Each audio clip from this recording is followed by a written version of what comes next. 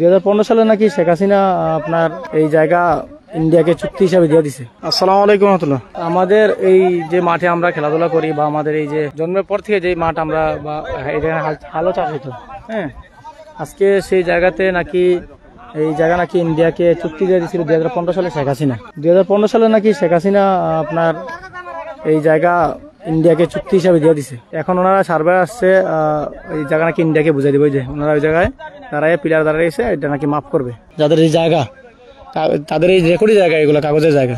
তো ওনারা বলছে যে 2015 সালে শেখ হাসিনা চুক্তি, শেখ হাসিনা কি এখন দেশে আছে নাকি নাই?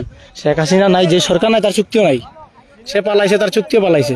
তারপরেও আপনার দেখা দিতেছে এই ডক্টর ইউনূস অভ্যন্তরীণ সরকার আসার পরে অনেক চুক্তি বাতিল করছে।